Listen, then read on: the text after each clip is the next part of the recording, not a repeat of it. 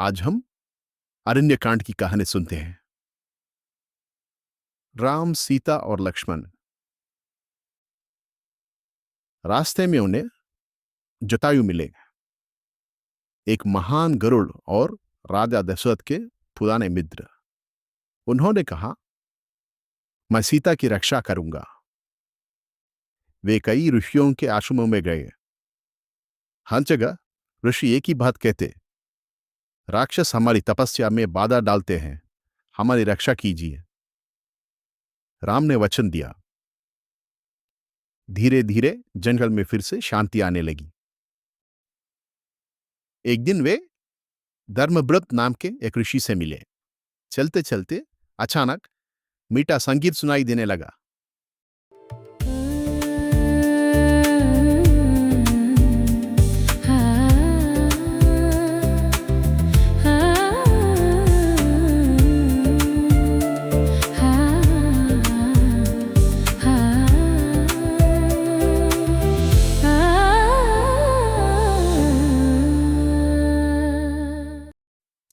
सीता ने आश्चर्य से पूछा, यह संगीत कहां से आ रहा है?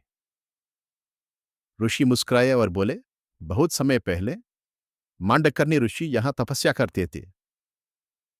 देवता में उन्हें भटकाने के लिए 5 अप्सराओं को बेची। ऋषि ने उनसे विवाह कर लिया और इस झील के नीचे 5 महल बना लिया। आज भी वे वहीं गाते और नृत्य करते हैं। तीनों कुछ देर चुपचाप उस संगीत को सुनते रहे और आगे बढ़ गए।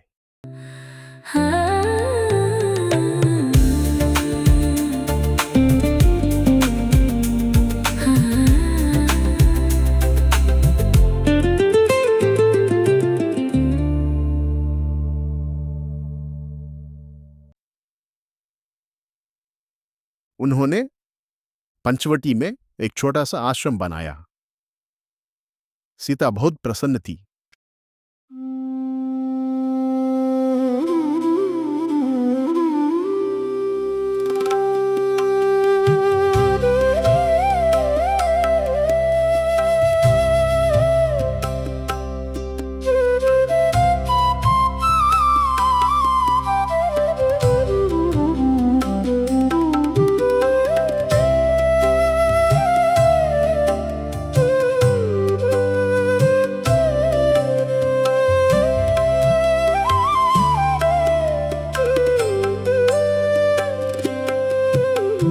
राम लखन बनाए ये कुटिया, राम लखन बनाए ये कुटिया।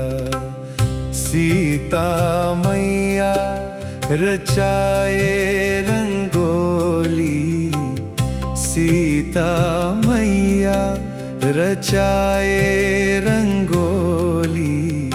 राम लखन बनाए ये कुटिया।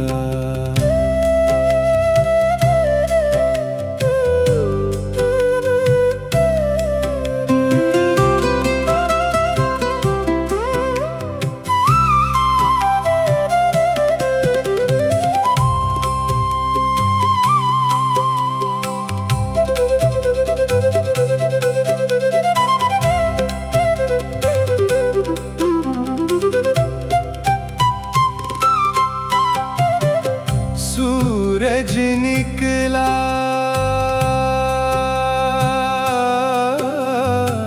सूरज निकला, ओस की बूंदें चमकी। सूरज निकला, ओस की बूंदें चमकी। गाए कोयलिया, नाचे मोर। गाए कोयलिया, नाचे मोर। राम लखन बनाए ये कुटिया। सीता मैया रचाए रंगोली, राम लखन बनाए ये कुटिया।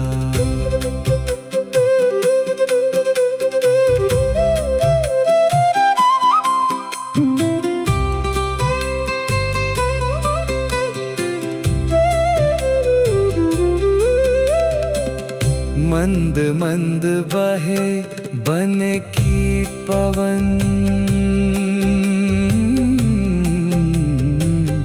मंद मंद बहे बन की पवन, फूल खिले चहुर, फूल खिले चहुर।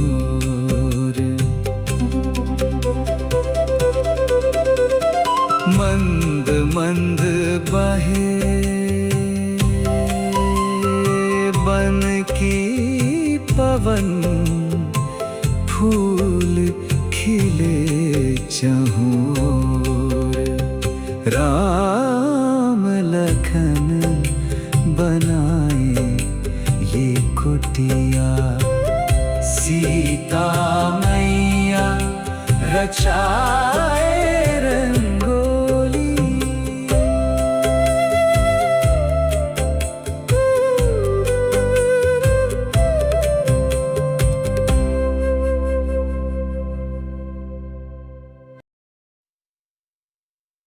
कुछ समय बाद ऋतु बदल गई। हेमंत ऋतु आ गई। हल्की सर्दी का मौसम। सुबह ठंडी होती थी, घास पर ओस चमकती थी। दोपहर में धूप नरम और सुखद लगती थी। रात को वो आग के पास बैठकर शांत भाव से बात करते। लक्ष्मण ने धीरे से कहा, अयोध्या में इस समय फसल का मौसम होगा। भरत अकेले होंगे। राम मुस्कराए। उन्हें मां कौशल्या की भी याद आई। कैसे वे पूर्णिमा की रात उन्हें अपने हाथों से खाना खिलाती थी।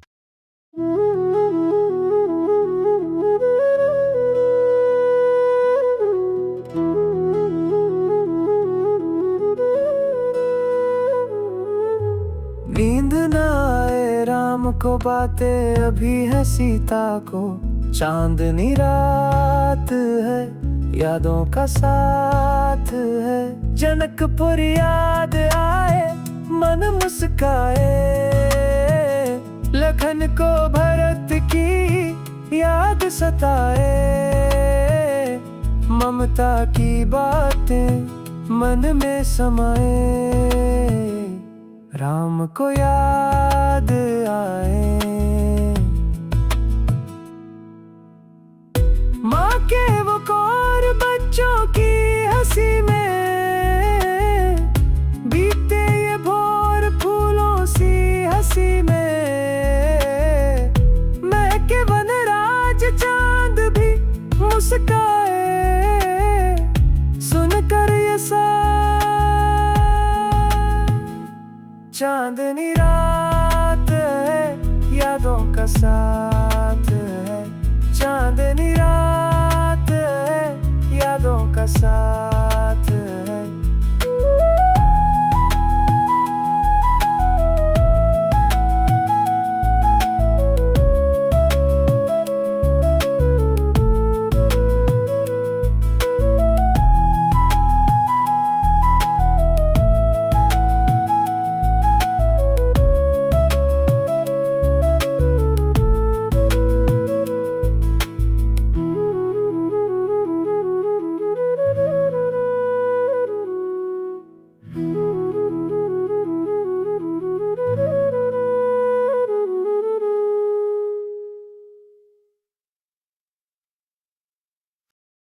एक दिन एक राक्षसी शूर्पणखा ने राम को देखा।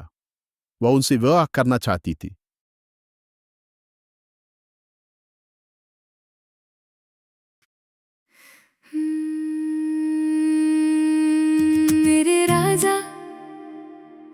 मेरे राजा तू आजा, मेरे दिल में समा जा, बजेगा शादी का बाजा।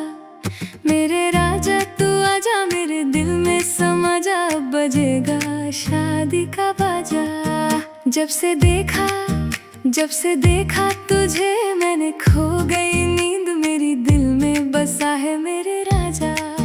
जब से देखा तुझे मैंने, खो गई नींद मेरी, दिल में बसा है मेरे राजा। मेरे राजा तू आजा, मेरे दिल में समा जा, अब बजेगा शादी का बाजा। मेरे राजा तू आजा, तेरे दिल में समा जा, अब बजेगा शादी का बाजा। राम ने शांत स्वर में कहा, मैं पहले से विवाहित हूं। लक्ष्मण ने भी मना कर दिया। क्रोध में शूर्पणखा सीता की ओर दौड़ी और बोली, तुम्हारी वजह से राम मुझसे विवाह नहीं कर रहे, मैं तुम्हें नुकसान पहुंचाऊंगी। लक्ष्मण तुरंत आगे आए और उसे रोक दिया। रोते चिल्लाते हुए वह अपने भाइयों कर और दूषण के पास गई और बाद में रावण के पास भी। राम शांत खड़े रहे। अपने तेज बाणों से उन्होंने पूरी सेना को हरा दिया। जंगल फिर से शांत हो गया। शूर्पणखा लंका गई और रावण को सीता के बारे में बताया। रावण ने एक योजना बनाई। एक दिन आश्रम के पास एक चमकता हुआ सुनहरा हिरण दिखाई दिया। सीता ने कहा, राम, कृपया इसे मेरे लिए ले आइए। लक्ष्मण को कुछ अजीब लगा, लेकिन राम उस हिरण के पीछे चले गए। जब राम ने उस हिरण पर बाण चलाया तो राम की आवाज में चिल्लाया, हा सीता, हा लक्ष्मणा। सीता घबरा गई। उन्होंने कहा, लक्ष्मण, जाओ, राम की मदद करो। लक्ष्मण ने कहा, हे मां, राम को कोई नुकसान नहीं पहुंचा सकता। लेकिन सीता ने जिद की। भारी मन से लक्ष्मण वहां से चले गए। तभी रावण एक साधु के वेश में आया। सीता ने उसे अंदर से भोजन देना चाहा। अचानक उसने अपनी असली रूप दिखाया। मैं लंका का राजा रावण हूं, मेरे साथ चलो। सीता ने साहस से मना कर दिया। रावण ने उन्हें बलपूर्वक उठा लिया और आकाश में उड़ गए। जटायु उन्हें बचाने के लिए उड़कर आए। उन्होंने पुकारा, मैं तुम्हें सीता को ले जाने नहीं दूंगा। उन्होंने बहादुरी से युद्ध किया, लेकिन रावण ने उन्हें गंभीर रूप से घायल कर दिया। सीता अपने आभूषण नीचे गिराती गई ताकि राम रास्ता पहचान सके। राम और लक्ष्मण लौटे। आश्रम खाली था। सीता, राम बार बार पुकारते रहे, लेकिन कोई उत्तर नहीं मिला। राम का हृदय टूट गया। दोनों हर जगह खोजने लगे। उन्हें जटायु जमीन पर घायल मिले। अपने अंतिम सांस में उन्होंने कहा, रावण सीता को दक्षिण दिशा में ले गया। राम ने उन्हें प्रेम से संभाला। आप मेरे लिए पिता समान हैं। जटायु ने शांतिपूर्वक प्राण त्याग दिए।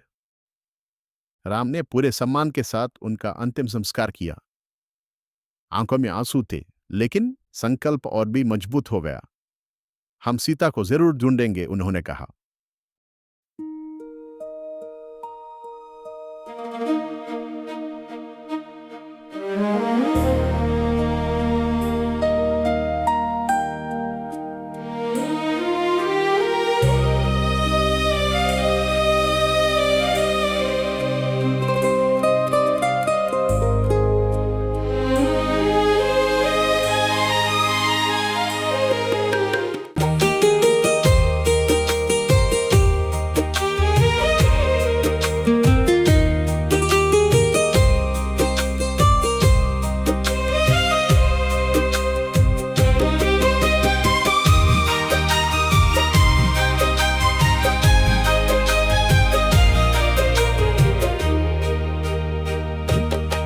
ये कैसी मेरी वेदना, दिल की ये आवेदना, ममता भरी आराधना।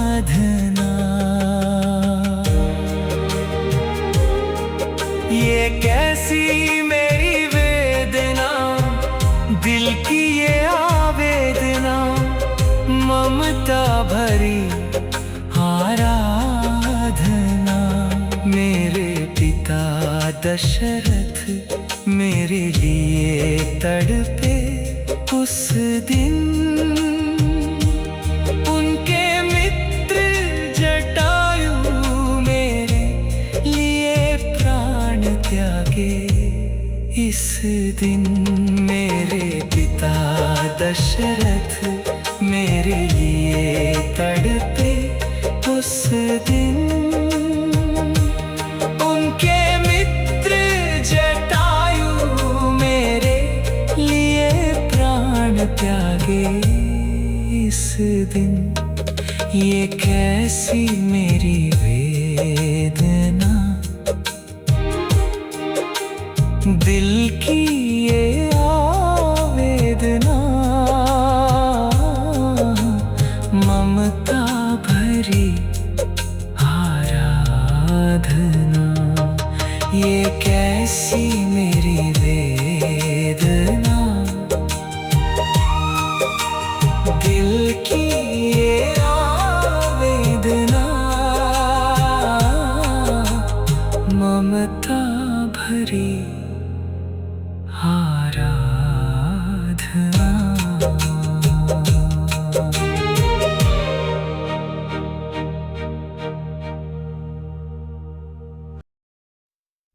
आगे जंगल में एक विचित्र राक्षस का बंद मिला।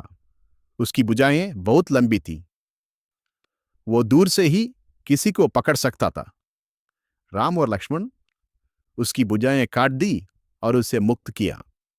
वो अपने श्राप से मुक्त होकर एक गंधर्व बन गया। उसने कहा, दक्षिण की ओर जाओ, ऋष्यमुख पर्वत पर सुग्रीव को खोजो, वह तुम्हारी सहायता करेगा। और रास्ते में शबरी के आश्रम जरूर जाना, वो तुम्हारा इंतजार कर रही है। वे शबरी के आश्रम पहुंचे। शबरी कई वर्षों से राम की प्रतीक्षा कर रही थी। वो रोज फल इकट्ठा करती और हर पल चक्कर देखती कि वह मीठा है या नहीं। जब राम आए, वह खुशी से रो पड़ी। हे राम,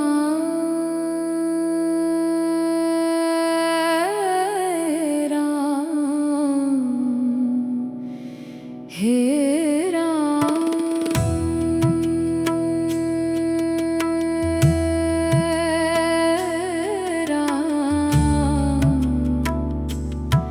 हे राम, पल पल तेरी राह निहारूं, पल पल तेरी राह निहारूं, सबसे मधुर फल तेरे लिए लाऊं, चख कर मैं देखूं मधुर फल ही तुझे समर्पित करूं। पल पल तेरी राह निहारूं, सबसे मधुर फल तेरे लिए लाऊं, चख कर मैं देखूं मधुर फल ही तुझे समर्पित करूं। कब आएगा मेरे राम, कब आएगा मेरे राम।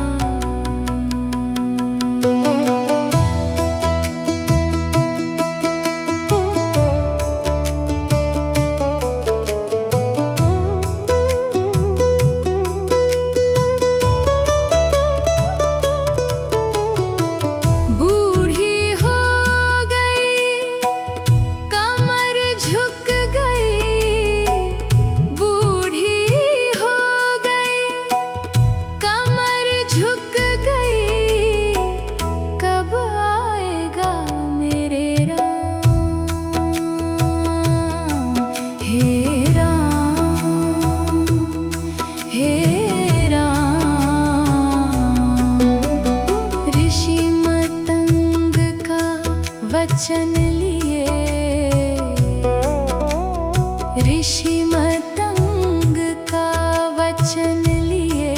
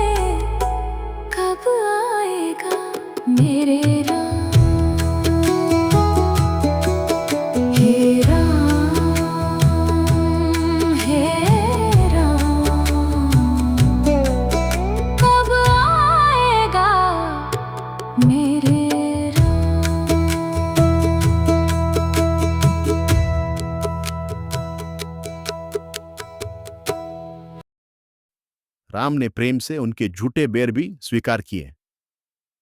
उनकी भक्ति पूर्ण थी। कुछ ही समय बाद उन्होंने शांतिपूर्वक देह त्याग दी। राम और लक्ष्मण पंपा नदी की ओर चल पड़े। आगे ऋषिमुख पर्वत था। अब उनका लक्ष्य स्पष्ट था।